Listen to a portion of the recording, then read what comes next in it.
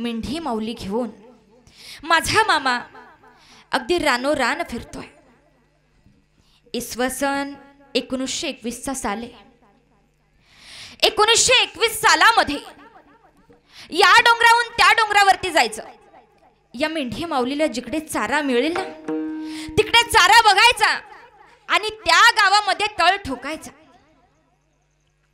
अगदी 1000-1200 माझ्या मामाची मेंढर आणि 1000-1200 मेंढर घेऊन एवढा सगळा लावा जमा घेऊन कर्नाटक प्रांतामध्ये 1921 सालामध्ये माझा जगाचा मालक माझा मामा एरगट्टीच्या माळावरती स्वतःची बकरी घेऊन मेंढी माऊली घेऊन तिथे आता तळ ठोकलाय. आणि तळ ठोकल्याच्या नंतर अगदी काही वेळ निघून गेला आणि काही वेळ निघून गेल्याच्या नंतर वाऱ्यासारखी वार्ता पसरली की कुणीतरी धनगराचा माणूस आलाय, कुणीतरी धनगराचा बाळू आलाय, नाव त्याचं बाळू आहे. आणि हा स्वतःची असणारी मेंढर घेऊन इथे एरगटीच्या माळावरती तळ ठोकून राहिलाय. परंतु त्या काळामध्ये त्यावेळी बाळाप्पा बागडी नावाचा एक दरोडेखोर राहत होता. या बाळाप्पा बागडीने काय करावं, अगदी लहान लहान चोऱ्या करत बसत नव्हता. या बाळाप्पा बागडीने कुठेतरी सरकारी खजिन्याची लुटमार करावी. या बाळाप्पा बागडीने कुठेतरी मोठा दरोडा टाकावा. ज्याच्याकडे भरपूर संपत्ती असेल, ज्याच्याकडे भरपूर धनदौलत असेल त्याच्याकडे जावं आणि तिथे दरोडा टाकावा. परंतु हा असणारा बाळप्पा बागडी जो होता ना तो जातीनं रामोशी होता. हा बाळप्पा बागडी स्वतः बरोबर अनेक माणसांची टोळी घ्यायचा आणि एकटा नाही, दोघा नाही, तर बरोबर 21 माणसं स्वतःच्या टोळीमध्ये अगदी सहभागी करून घ्यायचा आणि 21 माणसं मिळून कुठे असेल तिथे दरोडा टाकाई निघून जायचे. या बाळप्पा बागडीच्या कानावरती वार्ता गेली. बाळप्पा बागडीने विचार केला की कुणीतरी धनगराचा बाळू आलाय, भरपूर लावा जमा आहे, भरपूर संपत्ती आहे त्याच्याकडे. अहो असं म्हणतात की गावातील आसपासच्या गावातील पंचक्रोशीतील सगळी लोक काही ना काही समस्या घेऊन त्या धनगराच्या बाळूकडे जात आहेत. मग आपण जर त्याच्या तळावरती चोरी केली, जर आपण त्याच्या तळावरती दरोडा टाकला तर मात्र आपल्याला पुन्हा चोरी करायची गरज नाही. भरपूर संपत्ती आहे, 1000-1200 बकरी आहेत. एवढी सगळी जर आपल्याला मिळाली तर आपल्या आयुष्याची चिंताच मिटून जाईल. बाळप्पा बागडीच्या कानावरती वार्ता गेली. बाळप्पा बागडीनं आपली असणारी सवंगडी जे कोणी मित्रमंडळी होते सगळे गोळा केले आणि सगळ्यांमध्ये बसून आता चोरी करायची आखणी चालू केली. एकानं इकडे थांबायचं, एकानं त्या बाजूला थांबायचं, एकानं या बाजूला थांबायचं. बरोबर 1:30 वाजता सगळ्यांनी चोरी करायला जायचं. सगळ्यांचा बेत पक्का ठरला. परंतु ज्या दिवशी चोरी करायची त्या दिवशी दिवसभर बाळप्पा बागडी तिथे मामाच्या तळावरती जाऊन पाहणी करू लागला. त्या मामाच्या तळावरती जाऊन पाहणी करत असताना त्या बाळप्पा बागडीने सगळी रेखा आखली आहे, सगळा नकाशा आखलाय. आणि रात्री बरोबर 9:30-10च्या सुमारास आपल्या असणाऱ्या मित्रांना घेऊन बाळप्पा बागडी आता सांगू लागला, यानं इथं उभं राहायचं, यानं तिथे उभं राहायचं, यानं या वेळेला बाहेर निघायचं, यानं त्या वेळेला बाहेर निघायचं. आणि माझ्या मामाच्या तळावरती अगदी प्रत्येक भाविक भक्ताची गर्दी चालू झाली. भाविक भक्त दर्शन करण्याकरता येऊ लागलेत. 10 वाजले, 11 वाजले, बरोबर 11:30 वाजता सगळीच असणारी भक्त मंडळी आता घरी गेली, आपापल्या घरी गेली. ज्यांनी ज्यांनी बकरी वळलेत माझे मेंढपाळ बंधू ही सगळे झोपी गेले. आणि बरोबर 12:30 वाजता हा असणारा बाळप्पा बागडी आपल्या मित्रांबरोबर चोरी करायला निघाला. परंतु बाळप्पा बागडी मनानं मात्र चांगला होता.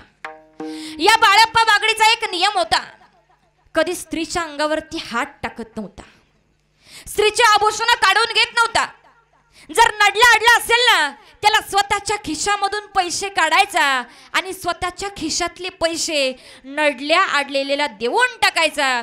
मनानं चांगलं होतं, पण पोट भरायचं होतं. देवानं प्रत्येकाला ईदभर पोट दिलाय. ते ईदभर पोट भरण्याकरता प्रत्येकाला काही ना काहीतरी करावं लागतं. म्हणून हा बाळप्पा बागडी जो आहे ना, तो या मार्फत आपल्या पोटाची खळगी भरत होता. चोरी करावी आणि चोरी करून आपल्या कुटुंबाचा, आपल्या बायका पोरांचा, आपल्या आई बापाचा उदरनिर्वाह करावा. हा बाळप्पा बागडी जो होता ना, त्यानं कधी गरिबाचं घर लुटलं नाही. हा बाळप्पा बागडी जो होता ना, त्यानं कधी एखाद्या स्त्रीचं, एखाद्या महिलेचं आभूषण काढून घेतलं नाही, तिच्या दागिने ओरबडले नाही. या बाळप्पा बागडीनं आता नियोजन केलं. बरोबर 12:30 वाजता आपल्या बरोबर 21 माणसं घेऊन हा असणारा बाळप्पा बागडी आता चोरी करायला निघाला. अगदी अर्धा किलोमीटरच्या अंतरावरती आता लांबवरती तळ दिसतोय, लांबवरती तळ दिसतोय. आणि बाळप्पा बागडी विचार करतो, आता एक अर्ध्या तासात आपण जाऊ, आता अर्ध्या तासात पळू. सगळे जण मिळून जात असताना त्यांच्या काहींमध्ये चर्चा चालू झाली. जर हे नियोजन आपलं बरोबर झालं, जर आपण चोरी केली तर म्हणले आपल्या आयुष्याची चिंता मिटेल. जर आता चोरी बरोबर झाली तर एक म्हणाला, अरे ही चोरी जर सक्सेस झाली, हे काम जर फत्ते केलं, तर म्हणला मी माझ्या छतावरती सोन्याची कौलं टाकेल. एक म्हणला मी माझ्या छतावरती सोन्याची कौलं टाकेल.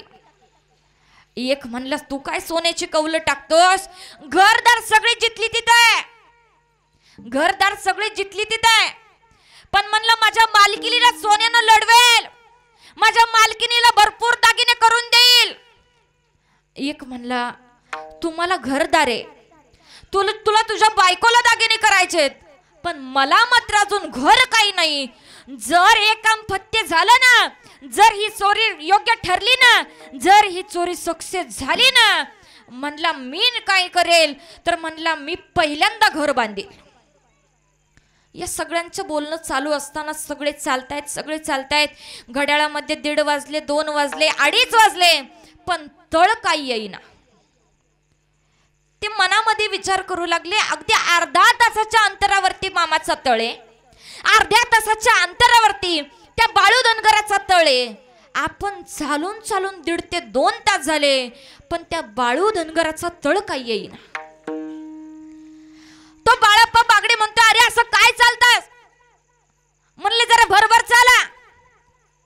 आता सगळेजण भरभर चालू लागले. 3:30 वाजले, पण मामाचा तळ काही येईना. घड्याळामध्ये बघतायत 3:30 वाजले तरी बाळू धनगराचा तळ कसा येईना. त्यानं बाळप्पा बागडीनं सांगितलं, म्हणले अरे चालू नका, आता चालू नका, आता म्हणले सगळ्यांनी पळायचं. म्हणले चालून तळ सापडत नाही ना, चालून आपण तळापर्यंत जात नाही ना, मग आता पळत जायचं. ठरलं. सगळे चालून आधीच दमले होते, परंतु आशा ही फार वाईट असते महाराज. चोरी करून आपल्याला काहीतरी मिळेल या आशेनं ते 21 जण सगळेजण पळू लागलेत. चालून दमले होते, परंतु काहीतरी मिळवण्याच्या आशेमध्ये ते सगळेजण पळू लागले. बघा, आशा नावाची एक आश्चर्यकारक बेडी आहे. आशा नावाची एक आश्चर्यकारक बेडी आहे. जर एखाद्या माणसाचे पाय बेडीनं बांधले ना, तर त्या माणसाला चालता सुद्धा येत नाही. जर एखाद्या माणसाचे पाय बेडीनं बांधले ना, तर त्या माणसाला चालता सुद्धा येत नाही. परंतु जर एखाद्या माणसाचे पाय आशा रूपी बेडीनं बांधले ना, तर तो माणूस थांबतही नाही. आशा ही फार वाईट असते. शंकराचार्य म्हणतायत, को वै दरिद्री, को वै दरिद्री म्हणजे दरिद्री कोण आहे? त्याचं उत्तर सांगितलंय, यस्य तृणा विशालः, ज्याची तहान मोठी आहे ना, तो माणूस दरिद्री आहे. या आशेनं, या इच्छेनं काहीतरी मिळवायचंय म्हणून हे 21 जण पळू लागले आणि पळता पळता घड्याळामध्ये 4:30 वाजलेत. 4:30 वाजले पण मामाचा तळका येईना. आजूबाजूचे सगळेजण सवंगडी म्हणू लागले, अरे बाळप्पा, जर एखाद्या लहान लेकराने जर थोबाडीत मारली ना तर आम्ही कोलमडून पडू. आता अंगामध्ये जीव राहिला नाही. अरे रात्रभर चालतोय, रात्रभर पळतोय, पण त्या बाळू धनगराचा तळ काय येईना रे. बाळप्पा बागडे विचार करू लागला. बाळप्पा बागडे माझ्या मामाचा रूप आठवू लागलाय. हा बाळप्पा बागडी नजरेसमोर माझ्या मामाला आणू लागला आणि विचार करतोय, तो 6.5-7 फूट उंचीचा तो बाळू नक्कीच काहीतरी चेटूक असावं. तो कोणी साधा सुद्धा व्यक्ती नाही, तो साधा माणूस नाही. हातामध्ये काठी आहे, डोक्यावरती फेटा आहे, कपाळाला भंडारा आहे. नक्कीच त्याच्याकडे काहीतरी चेटूक असावं. सवंगडी म्हणू लागल्या, अरे येड्यागत करू नको रे, चल म्हणले माघारी, आपण घरला जाऊ. पण बाळप्पा बागडी मात्र फार हट्टी होता. अरे म्हणले 5 वाजले घड्याळामध्ये, आपलं काम नाही ना झालं, पण एकदा त्या बाळू धनगराच्या तळावरती जाऊनच यायचं. 6 वाजले आणि बरोबर 6 वाजता हा बाळप्पा बागडी आपले 21 जण त्या सवंगड्यांना घेऊन माझ्या मामाजवळ आला. माझ्या मामाच्या तळावरती आला. मामा बाजावर बसले होते. माझा मामा बाजावर बसला होता. माझ्या मामाचं रूप त्या बाळप्पा बागडीने पाहिलं आणि 2 मिनिटं बघतच राहिला. जगाच्या मालकाचं रूप फार वेगळं आहे हो. जगाच्या मालकाचं रूप फार वेगळं आहे. तो असणारा दरोडेखोर माझ्या मामाकडे बघतोय आणि बघता बघता त्याच्या डोक्यातला विचार निघून गेला. माझा मामा त्या बाजावर बसला होता. हातामध्ये काठी आहे आणि काठीनं रिंगण आखत होते. काठीनं रिंगण आखता आखता माझ्या मामानं वरती नजर केली. बाळप्पा बागडी समोर दिसला आणि मग मात्र माझे मामा त्या बाळप्पा बागडीला म्हणतात, अरे बागड्या, अरे माझ्या तळावरती चोरी करायला आलतास का रे. अरे पृथ्वीची प्रदक्षिणा घालतोय मी. अरे पृथ्वीची प्रदक्षिणा घालतोय, थांबू का रे. चोरी करायची का तुला. अरे जर तो या बाळू धनगराच्या तळावरती चोरी केली, जर तो या बाळू धनगराच्या तळावरचं लुटून नेला, तर या कलियुगामध्ये मी नाव काय सांगू. अरे बागड्या, तुझ्या डोक्यात कसं आलं रे. बाळप्पा बागड्याने हात जोडले आणि सांगू लागला, मामा चोरी करायचं डोक्यात नाही हो, पण पोट भरावं लागतं. त्यावेळी माझा मामा विचारतोय, अरे बागड्या, ज्या घरच्यांकरता चोरी करतोय, ज्या कुटुंबाकरता चोरी करतोय, ज्या बायका पोरांकरता चोरी करतोय, एके दिवशी तू जाणार आहेस, त्या दिवशी तुझी बायका पोरं आई बाप तुझ्या पापात सहभाग घेतील का रे. घेतील का. अरे कोणता पाप करायला निघाला होतास. अरे ए बागड्या, कोणता पाप करायला निघाला होतास. त्यावेळी त्या बाळप्पा बागड्याच्या लक्षात आलं की माझ्या मामाच्या तळावरती येऊन चोरी करण्याचा विचार करून फार मोठी चूक केली, फार मोठी चूक केली. त्या क्षणाला बाळप्पा बागडी पळत पळत आलाय आणि माझ्या मामाचे पाय पकडले आणि ढसढसा रडू लागला, मामा, ओ मामा, माझं चुकलं, मला माफ करा. असा विचार पुन्हा नाही करणार.